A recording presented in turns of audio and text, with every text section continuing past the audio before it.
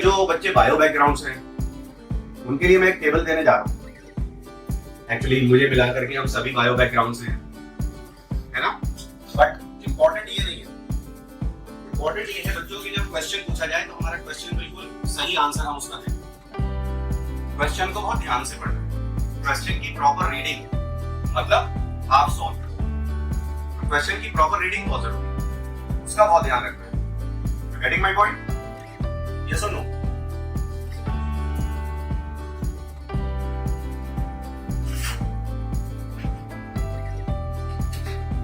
तो हमको ये ध्यान रखना है बच्चों कि कब हमसे परसेंटेज पूछी जा रही है, कब हमसे प्रोपोर्शन पूछा जा रहा है और कब हमसे रेशो पूछा जा रहा है। ठीक है?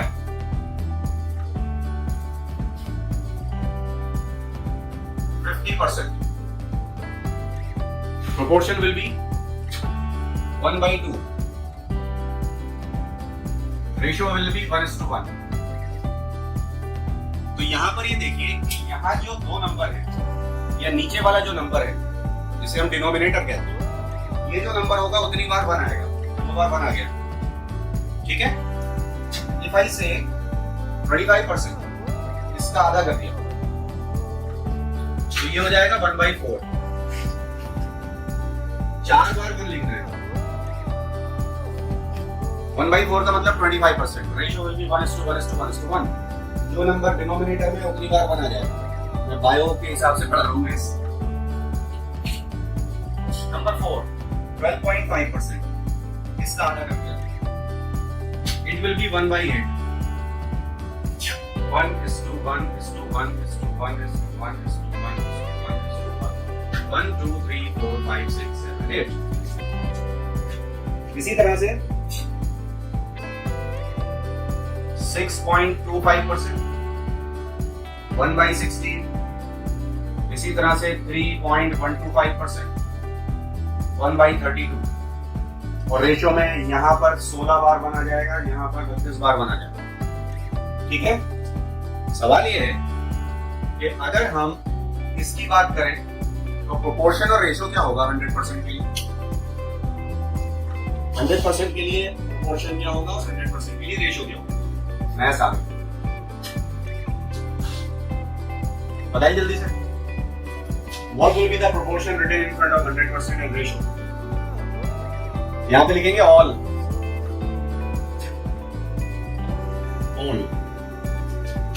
ठीक है? Very good? 100% good। 1/1 गुड। कौन सा अच्छा साउंड कर रहा है? ऑल गुड या 1/1 गुड या 1 गुड? 100% गुड। ऑल का मतलब भी तो 1/1 ही होगा। हाँ साहब 1/1 होगा। लैंग्वेज में नहीं आएगा, क्वेश्चन में नहीं आएगा भाई साहब। कोई फर्क है? हाँ बिल्कुल फर्क है। इस टेबल को रटना है, समझ रहे हैं कि नहीं?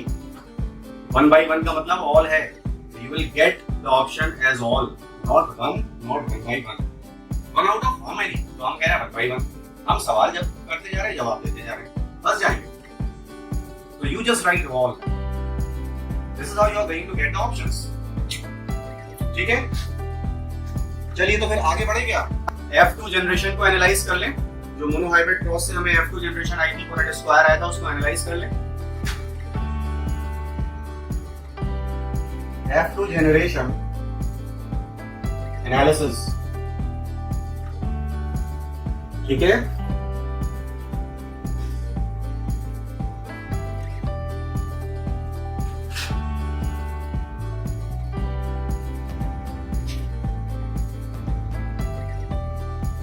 इधर मेल इधर female, capital T small t, capital T small t। This is tall, capital T small t। tall, capital T small t, tall, capital T small t, half, small t small t। ठीक है? अब आप इसे देख करके बताइए इस square को कि कितनी तरह के इंडिविजुअल इसमें हैं। आपने मुझसे ये नहीं पूछा कि सर आप जीनोटिपिकली पूछ रहे हैं कि फिनोटिपिकली पूछ रहे हैं। दिखने में ठीक है, ओ इट वॉज कैपिटल टी, गलती से मिस्टेक हो गई, तो आपको कहना चाहिए था सर फिनोटिपिकली बताएं कि जीनोटिपिकली बताएं। तो यहां पर F2 में फिनोटिपिक रेशो 3:1, 3 टॉल 1 डार्क। तो फिनोटिपिकली दो तरह के इंडिविजुअल आए हैं, टॉल या डार्क, तीसरा कोई नहीं। ठीक है, मैं तो ये कह ही नहीं रहा, मैं तो ये कह रहा हूं, सुन लीजिएगा ध्यान से। फिनोटिपिकली उतनी ही तरह के इंडिविजुअल आएंगे F2 में जितनी तरह के एक पेरेंट के गैमेट लिए थे।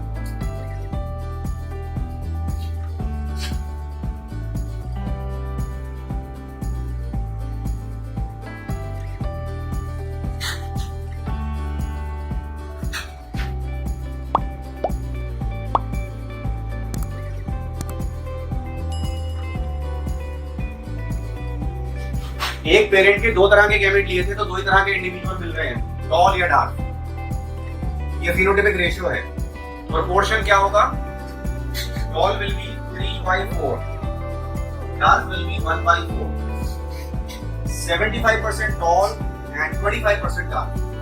हमारी एनसीईआरटी बुक ये कहती है कि लॉ ऑफ डोमिनेंस का मतलब है, पढ़ेंगे आप तो पता चलेगा। लॉ ऑफ डोमिनेंस का मतलब ये है कि डोमिनेंट वो ट्रेड है जो F1 में 100% आएगा और F2 में 50% से ज्यादा आएगा। यह है पूरी बात, पढ़ेंगे बुक में से। Page number 75, article 5.2.1 law of dominance. इसमें एक पैराग्राफ है 3 पॉइंट्स के बाद। Law of dominance is used to explain the expression of only one of the parental character in a monohybrid cross in F1। F1 में से दो में से एक आएगा। And expression of both in F2। It also explains the proportion of 3:1 obtained at F2, यानी कि F2 में 50% से ज्यादा आएगा। 75% आ रहा है यहाँ पर, ये हो गया 75% और ये हो गया 25%। ये सुनो, लेकिन हमें ऐसे याद ही नहीं करना है, हमें तो न्यूमेरिकल करने हैं। न्यूमेरिकल में इतना टाइम ही नहीं मिलेगा। जितने फिनोटाइप कितने आएंगे F2 में उतने ही आएंगे जितने एक पेरेंट के गैमेट लिए हैं। ये अगले क्रॉस में आपको और भी एक्सपीरियंस होगी बात, ठीक है। हमने दो गैमेट लिए थे एक पेरेंट के, कैपिटल टी और स्मॉल टी, तो दो ही तरह के फिनोटाइप मिले। तो number of phenotype in F2 is equal to the number of gametes taken of one parent. ठीक है, अब देख लीजिए।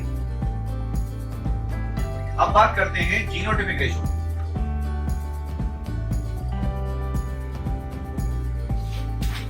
Genotypic ratio, capital T capital T, capital T small T, small T small T, 1:2:1। ये genotypic ratio हो गया।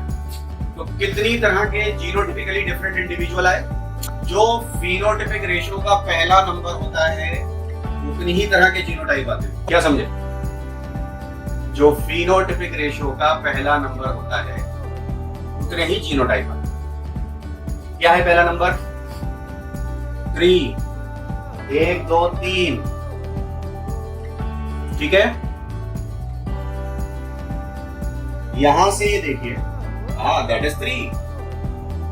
अरे भाई मैंने क्या बोला था कि ये मोनोहाइब्रिड क्रॉस अगर आपने सीख लिया तो आगे दिक्कत नहीं आएगी। तो इसमें छुपी हुई चीजों को खोद के निकाल रहे हैं हम।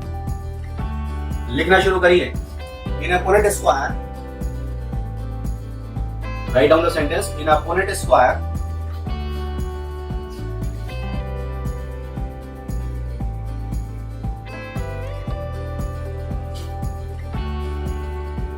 point number 1,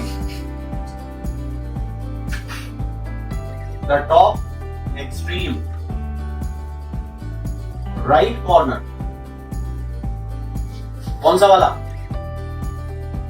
किसकी बात हो रही है?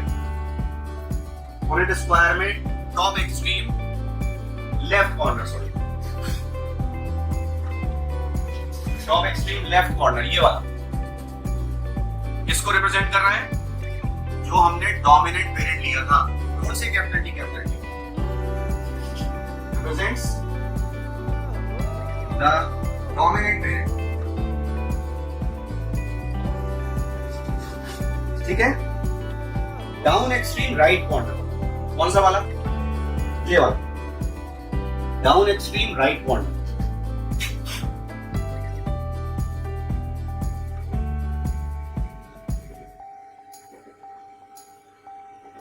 किसको रिप्रेजेंट कर रहा है? डाउन एक्सट्रीम राइट कॉर्नर, ये किसे रिप्रेजेंट कर रहा है? Recessive parent. लिखिए, रिप्रेजेंट्स द रिसेसिव पेरेंट। लिखिए, down extreme right corner represents the recessive parent. ठीक है, अब बची ये डायगोनल। इस डायगोनल में क्या है? द रेड डायगोनल जो हमने यहां बनाई है, इसमें क्या है? तीसरा पॉइंट लिखेंगे, the diagonal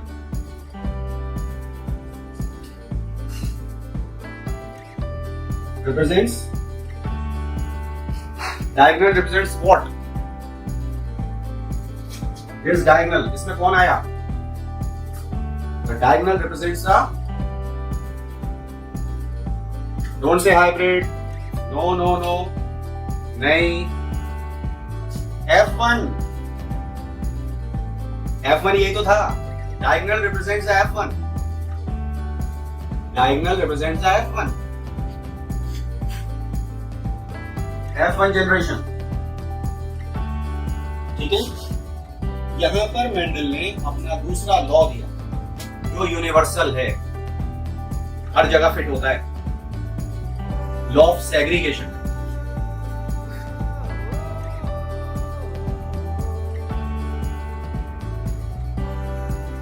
law of segregation का मतलब लॉ ऑफ सेपरेशन। ये गैमीट्स इतने प्योर होते हैं, वो अपनी आइडेंटिटी का भी लूज नहीं करते। टॉल के साथ रह करके देखिए, ये इंडिविजुअल था, इसमें टॉल का भी एलील है और डार्क का भी एलील है ना? तो टॉल के साथ रह करके डार्क टॉल नहीं हुआ और डार्क के साथ रह करके टॉल डार्क नहीं हुआ। जब इनको अलग होने का मौका मिला, सेग्रीगेट होने का मौका मिला, सेपरेट होने का मौका मिला, तो इन्होंने अपने आप को शो किया। ये होमोजाइगस टॉल, ये होमोजाइगस डार्क। डार्क का आना ही सेग्रीगेशन। तो इसी को बोलते हैं लॉ ऑफ सेग्रीगेशन को, law of purity of gametes.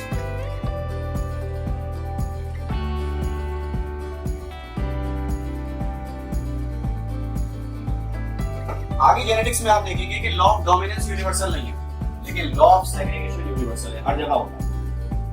एक और लॉ पढ़ेंगे जो आप नाम सुन रखे हैं पहले से, लॉ ऑफ इंडिपेंडेंट असॉर्टमेंट, वो भी यूनिवर्सल नहीं है। सिर्फ यही लॉ है जो यूनिवर्सल है। सेग्रीगेशन तो हो गई है, मुरादाबादी लैंग्वेज में बोले, सेग्रीगेशन तो हो गई है। समझ रहे हैं कि नहीं? You be getting my point? तो डार्क का आना F2 में सेग्रीगेशन को प्रूव करना है। Gametes are so pure that they do not lose their identity. If they get a chance, they express themselves. But इसका एक्चुअल स्टेटमेंट आपको book से उठाना है। लॉ ऑफ डोमिनेंस का भी एक्चुअल स्टेटमेंट बुक से उठाना है। अब देखिए एक क्वेश्चन आएगा, explain law of dominance with example. Law of dominance का स्टेटमेंट लिखेंगे इन्वर्टेड कॉमा में और मोनोहाइब्रिड क्रॉस को F1 तक लाकर छोड़ देंगे। लॉ ऑफ सेग्रीगेशन आएगा, explain law of segregation with example. Statement लिखेंगे इन्वर्टेड कॉमा में, मोनोहाइब्रिड क्रॉस को F2 जनरेशन के फिनोटाइपिक रेशियो तक ला करके छोड़ेंगे। आपको जीनोटाइपिक रेशियो नहीं बताना है, फिनोटाइपिक रेशियो तक ला करके छोड़ देंगे। ठीक, F2 में F1 कितने आए? उतने ही आए जितनी तरह के फिनोटाइप आए, is equal to number of F1 in F2। ये सब बराबर होते हैं।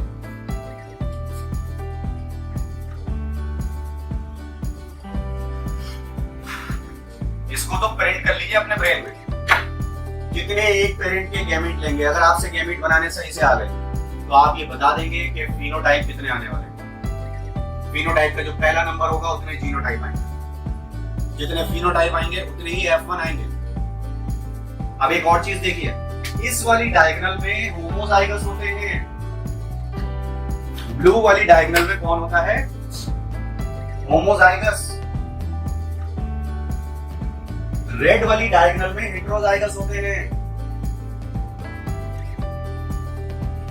आप कह रहे हैं सर ये सब क्यों बता रहे हैं? क्योंकि जब आप आगे बढ़ेंगे ना 4 गैमीट लेंगे एक पेरेंट के तो 16 जायगोट आएंगे, और आगे बढ़ेंगे एक पेरेंट के 8 गैमीट लेंगे तो 64 जायगोट आएंगे। वहां पे कैसे निकालेंगे कौन सा क्या है, इसलिए तैयारी कर लीजिए।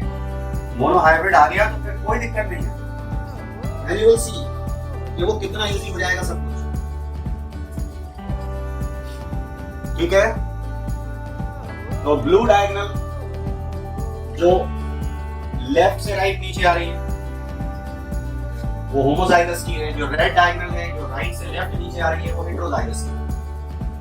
ठीक है, अब जरा मेरे सवालों के जवाब भी दे दीजिए। क्वेश्चन में जब पूछता है हाउ मेनी, तो आप ऑप्शन देखना कि वो प्रोपोर्शन है कि परसेंटेज है कि रेशियो है। ठीक है, ऑप्शन में देख लेना। मैं तो सिर्फ ये जानना चाहता हूं कि इस यूनिट स्क्वायर में बच्चों ये कितने हैं, ये कितने हैं और ये कितने हैं, मतलब मुझे बता दो इस यूनिट स्क्वायर में कैपिटल टी कितने हैं? 1/4। कैपिटल टी स्मॉल टी कितना है? यस 1/2। स्मॉल टी कितना है? 1/4। यहां से कुछ सीखा, यहां से कुछ सीखा। ये बात दोबारा क्यों पूछी मैंने? 1/2 1/4 का क्या है? हाफ या डबल? 1/2 का मतलब है 50%, 1/4 का मतलब है 25%। उस टेबल को याद कर लें जो अभी बनवाई। तो यहां से आपने क्या और सीखा ये बताइए। ये जितनी बातें हैं ये सब आपको सीखनी है। ठीक है, ये सारी की सारी आगे के क्रॉस में मैं आपसे पूछूंगा तो आपको मुझे बताना है। बच्चों पुनेट स्क्वायर में हेटेरोजाइगस होमोजाइगस के डबल होते हैं, होमोजाइगस हेटेरोजाइगस के हाफ होते हैं। आया समझ में? Not percentage, comparison. Heterozygous individual ज्यादा आते हैं, हाइब्रिड ज्यादा आते हैं। होमोजाइगस हेटेरोजाइगस के हाफ हैं या हेटेरोजाइगस होमोजाइगस के डबल। ये लिख लीजिए अपनी कॉपी के अंदर, रजिस्टर में लिख लीजिए बच्चों। Alright, right it down. ठीक है, तो लॉ ऑफ सेग्रीगेशन क्या कहता है कि गैमीट बड़े प्योर होते हैं, वो अपनी आइडेंटिटी लूज नहीं करते। अब जैसे यहाँ पर कैपिटल टी और स्मॉल टी साथ में थे, ये अच्छा बच्चा है ये खराब बच्चा है, तो अच्छे बच्चे के साथ रह करके जो खराब बच्चा था वो अच्छा नहीं था, और खराब बच्चे के साथ रह करके जो अच्छा बच्चा था वो खराब नहीं, जैसे थे वैसे ही रहे। Law of purity of gametes. तो जितनी बातें यहाँ पर लिखी हुई हैं ये इतने काम की हैं, आप सोच भी नहीं सकते कि कैसे चुटकियों में सवाल हो जाएंगे। अगर आपने ये बेसिक सीख लिए तो हेटेरोजाइगस डबल होते हैं होमोजाइगस के, होमोजाइगस हाफ होते हैं हेटेरोजाइगस के। लिख लिया ये कॉपी में सबने? ये वाली डायगोनल होमोजाइगस की होती है, ये वाली डायगोनल हेटेरोजाइगस की होती है। ऑलराइट, आगे बढ़ते हैं। तो बच्चों इसके बाद जो दूसरा काम करना होता है सेल्फिंग के बाद, होता है बैक क्रॉस।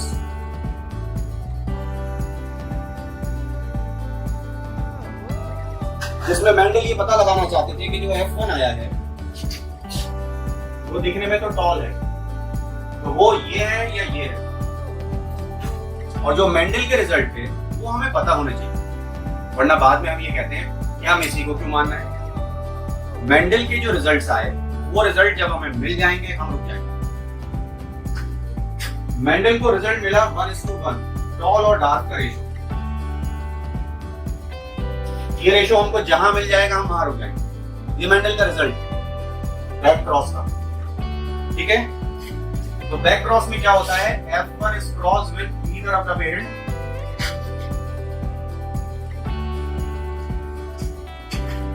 तो पहले हम करेंगे F1 with dominant parent, फिर हम करेंगे F1 with recessive parent, और जहां हमको ये रिजल्ट मिल जाएगा वहां रुक जाएंगे। मेंडल वाला रिजल्ट तब हमें पता चलेगा कि अच्छा यही लेते हैं।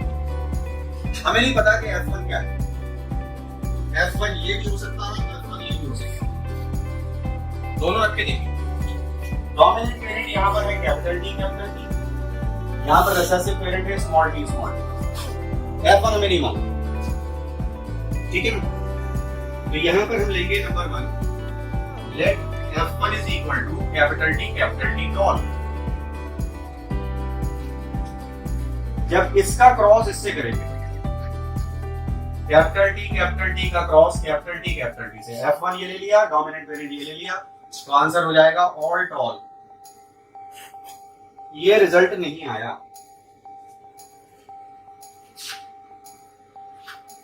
Late F1 is equal to heterozygous toll.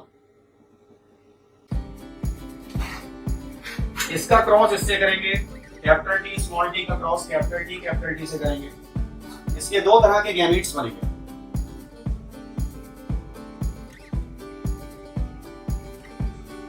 Capital T small T, suppose हमने इसे फीमेल पेरेंट लिया, इसकी गैमीट की टाइप एक ही होगी, होंगे तो दो, लेकिन टाइप एक ही होगी, capital T comma capital T.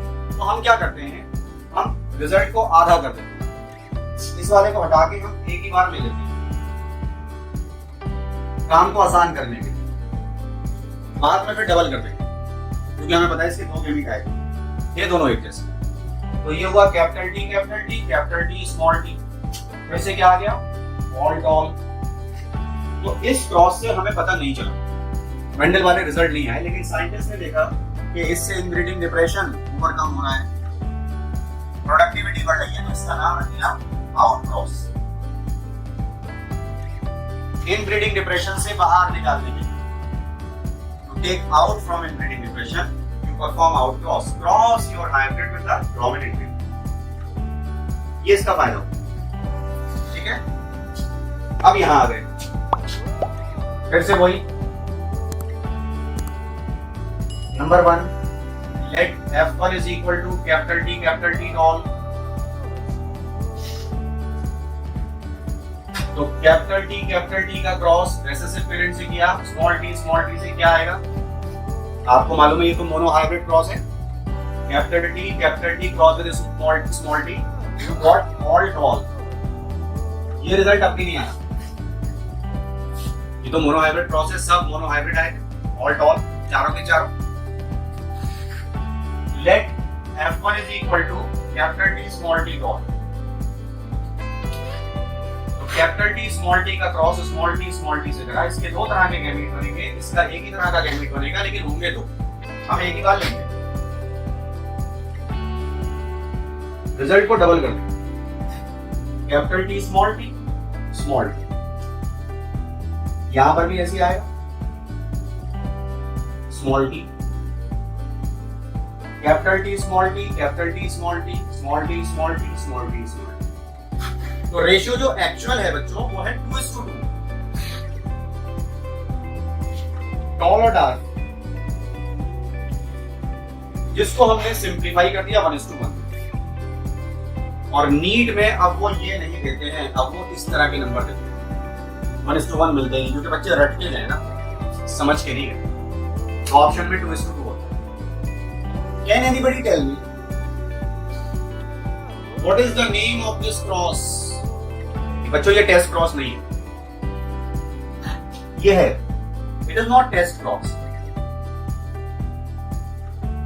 मैंने बताया था कि टेस्ट क्रॉस है ये, मुझे याद है मैंने बताया था, तो इसे टेस्ट क्रॉस कहते हैं। किसका टेस्ट कर रहे हैं और किस लिए कर रहे हैं बच्चों, ये है, इसको बोलते हैं मोनो हाइब्रिड टेस्ट क्रॉस।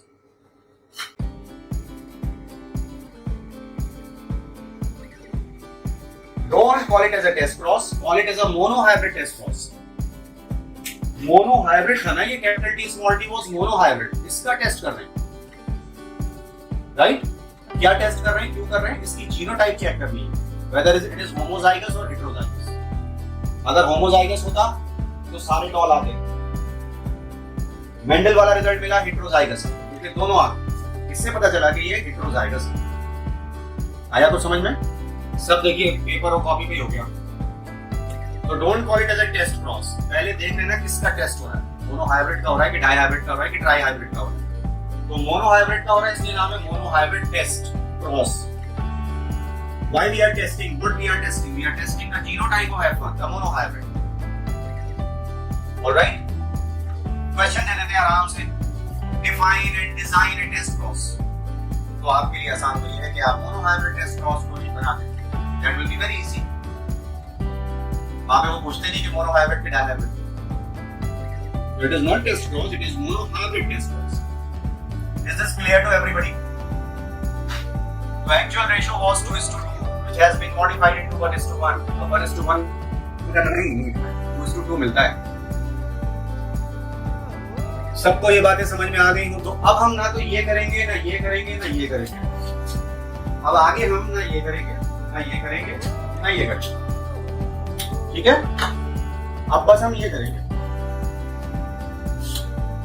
क्योंकि हमें पता चल गया कि F1 हेटेरोजाइगस है. ठीक है बच्चों? Everybody got it? तो हम इन्हें गैमीट बोल रहे थे, आप इन्हें एलील भी बोल सकते हैं, एक ही बात है. एलील्स में ब्लेंडिंग नहीं होती. सेग्रीगेशन का मतलब एलील सेपरेट हो जाते हैं, गैमीट सेपरेट हो जाते हैं. गैमीट और एलील एक ही बात है. एलील रिप्रेजेंट कर रहा है गैमीट, है ना? तो दूसरे नाम याद रखते हैं law of purity of gametes. This has been asked so many times. इसको नोट कर लिए सब. That's very good if you have done. Just go through today's notes. एक बार आज के नोट्स गो थ्रू करिए और देखिए कोई ऐसी चीज तो नहीं है जो आपको समझ में नहीं आ रही हो. और ये क्लास भी आप चाहें तो इसकी हेल्प ले सकते हैं दोबारा. Just go through the notes. कहीं कोई चीज गलत तो नोट नहीं कर ली. Check it out. कोई दिक्कत उसमें हो तो पूछ लीजिएगा. I was a little bit faster today. तो बच्चों नेक्स्ट क्लास में डाइहाइब्रिड क्रॉस स्टार्ट होगा और अब उसमें आप मुझे बताएंगे कि मुझे क्या लिखना है. मैं नहीं आपको बताऊंगा, मैंने सब बता दिया. एज इट इज ही सब आगे चलेगा. तो आप मुझे बताएंगे कि मुझे लिखना क्या है. ठीक है? मोनोहाइब्रिड क्रॉस को पूरा पढ़िएगा अच्छे से, फिर मुझे बताइएगा डाइहाइब्रिड में क्या लिखना है. Alright, see you in the next class.